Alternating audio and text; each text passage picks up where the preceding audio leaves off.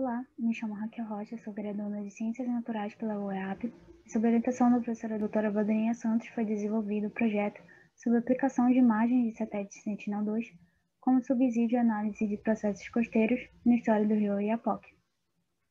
Aqui é um breve sumário da apresentação. A região costeira do estado do Amapá é caracterizada pela presença de vários estuários, que são áreas onde as águas doces e marinhas se encontram. Esses ambientes são importantes para a navegação e para o estabelecimento de portos. No caso do estuário do rio Oiapoque, a gente percebe a presença do Oceano Atlântico e do rio Amazonas, que tem uma forçante de grande magnitude que influencia as massas de água que adentram nos estuários. Então a gente percebe a pluma de sedimentos trazidos do rio Amazonas vai desde sua foz até a Venezuela. Então nós podemos observar que os estuários amazônicos são diferentes das demais regiões, pois eles têm demonstrado uma maior quantidade de material em suspensão na foz dos estuários, onde se espera menor quantidade de materiais devido à influência marinha. Então, nesse trabalho, nós iremos analisar o porquê que essas águas claras estuarinas possuem grande concentração de sedimentos suspensos. Então, serão analisados dados de sensores remotos aliados a dados de campo, que são fundamentais para o estudo e monitoramento de ambientes em áreas remotas e extensas, em especial as áreas costeiras. Então, aqui algumas características do Sentinel-2B, que foi utilizada em uma resolução de 10 metros, das combinações das bandas espectrais 8, 4 e 3. Então, foi necessário mapear o limite das diferentes massas de água na história do rio Oiapoque, a partir da análise de imagens do satélite Sentinel-2B, como suporte ao entendimento do comportamento do estuário em um período sazonal. Para isso, foi necessário estimar, a partir da análise da cor d'água, a distribuição dos sólidos em suspensão ao longo do estuário em um período sazonal, avaliar a correlação entre a estimativa gerada pelos dados dos sensores e dos dados coletados e realizar um mapa dos limites das diferentes massas de água na história do rio Oiapoque em um período sazonal. Para isso, foi necessário recuperar e tratar as amostras coletadas, realizar o levantamento e escolha das cenas, o processamento digital das imagens, a correlação entre os dados de campo e dos sensores remotos e a determinação das diferentes massas de água. Então, para a recuperação das amostras de campo, foi analisadas as últimas duas expedições realizadas pelo Projeto CIAN, referentes ao mês de maio e novembro de 2019. Para esse trabalho, foi utilizadas apenas as amostras de superfície, que ao todo resultaram em 95 amostras tratadas. Para o tratamento das amostras, foi utilizado o método gravimétrico de Wetzel e Likens por meio de procedimentos de filtragem. Então, primeiramente, as membranas foram secadas a uma temperatura de 105 graus. Após isso, elas foram pesadas e colocadas no sistema de filtragem e adicionadas 200 ml na amostra de água. Então, aqui é o momento da filtragem das amostras e esse foi o resultado após a filtragem. Após isso, as membranas foram secadas e pesadas novamente. Então, o peso médio dessas membranas resultou no valor do peso total do sólido retido no volume filtrado. Para o levantamento e escolha das imagens, foi realizada uma tabela entre o dia da coleta e o dia da passagem e seu horário.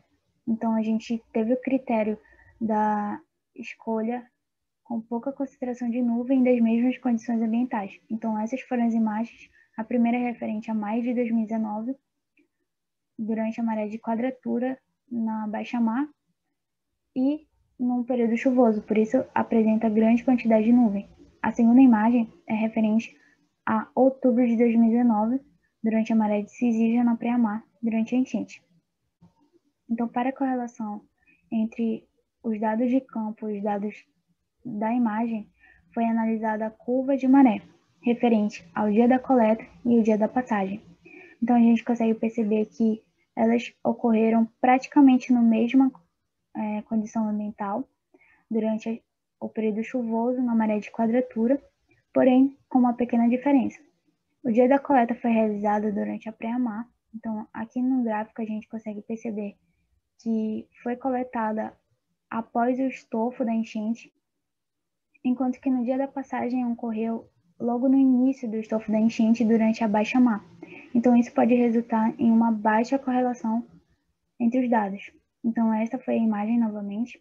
Então, para o segundo dado, a gente consegue perceber que as condições ambientais foram praticamente as mesmas. Tanto a coleta quanto a passagem do satélite ocorreu no período seco durante a pré-mar, na maré de Cisídia. Então, essa foi a imagem utilizada.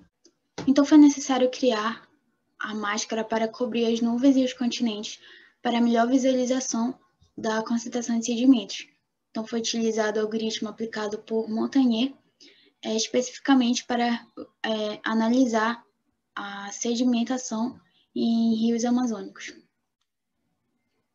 Então, esse foi o resultado da distribuição dos sedimentos em suspensão ao longo do estuário. Então, a gente vê nessa relação entre a concentração de sedimentos e a distância da coleta, que houve maiores valores de concentração de sedimentos na pré-mar da Bahia para a Foz, né? Então, houve essa diminuição para dentro do estuário, enquanto que os dados de baixa-mar resultaram em uma baixa concentração de sedimentos.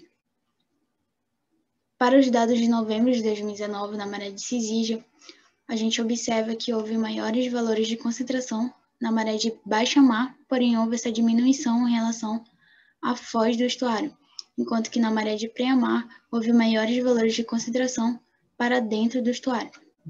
Para a estimativa da concentração de sedimentos suspensos, referente ao mês de maio, a gente consegue perceber que houve grande concentração de sedimentos desde a Bahia até dentro do estuário. Então, para o segundo dado, referente ao período seco, na pré-mar, na maré de Cisídia, a gente percebe que houve a presença de duas massas de água. Para dentro do estuário apresentou pouca concentração de sedimentos em suspensão, porém logo na foz do estuário a gente percebe grande concentração de sedimentos. Então, a gente consegue perceber nos dados referentes ao mês de maio que houve uma baixa correlação entre os valores estimados da concentração de sedimentos e os valores de campo, devido a uma diferença entre as condições ambientais, tanto do campo, que foi coletada durante a baixa-mar, e a imagem foi obtida na maré de pré-mar. Em relação aos dados de novembro, a gente consegue perceber uma alta correlação de 0,82 devido às mesmas condições ambientais, tanto da imagem quanto do dia da coleta.